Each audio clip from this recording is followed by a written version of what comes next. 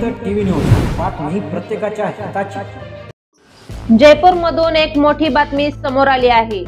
राजस्थानच्या अलवर आणि मेवात परिसरात असलेल्या स्टेट बँक ऑफ इंडियाच्या एटीएम मधून झिरो बॅलन्स खात्यांमधूनही पैसे निघायला लागले। ही माहिती परिसरात पसरताच रातोरात लोक एटीएम वर धावले। थोड्याच वेळात एटीएम बाहेर लांबच लांब रांगा लागल्या आणि झिरो बॅलन्स असलेल्या खातेदारांनी पैसे काढायला सुरुवात केली। 17 सप्टेंबरच्या रात्री सोशल मीडियावर एक मेसेज व्हायरल झाला। खात्यात पैसे नसले तरीही एसबीआयच्या एटीएम मधून रोख मिळतोय।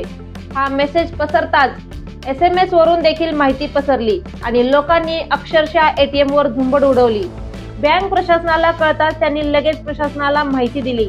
पोलिसांनी तात्काळ हालचाल केली, अनेक एटीएम बंद केले आणि संशयास्पद हालचाली करणाऱ्या तरुणांना ताब्यात घेतलं। रात्रभरात तब्बल 50 जणांना अटक करण्यात आली आहे। त्यांची सध्या कसून चौकशी सुरू आहे। पोलिसांनी त्यांचे मोबाईल आणि वाहन जप्त केली आहेत। प्राथमिक तपासात असं संपुष्ट झालं आहे की एसबीआयच्या संकेतस्थळावर तांत्रिक अडचण आली होती।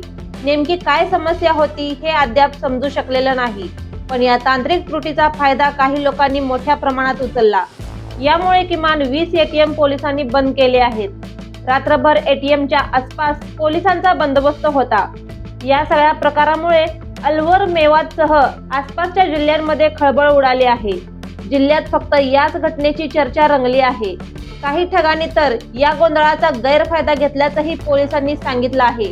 आता कठोर कारवाई होणार असल्याची माहिती पोलिसांनी दिली आहे।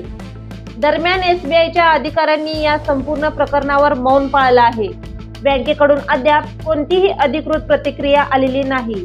मात्र आंतरिक चौकशी सुरू असल्याचं बँक प्रशासनानं सांगितलं आहे। पोलिसांनी कडक पावले उचलली आहेत, मात्र अजूनही लोकांच्या मनात एकच प्रश्न घुमतोय, एसबीआयच्या सुरक्षेतली ही चूक होती की कोणाचं मोठं षडयंत्र?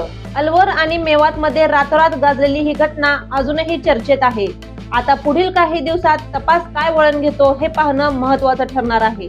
अधिक माहितीसाठी पाहत रहा जनहित टीव्ही न्यूज। जनहित टीव्ही न्यूज, बातमी प्रत्येकाच्या हिताची।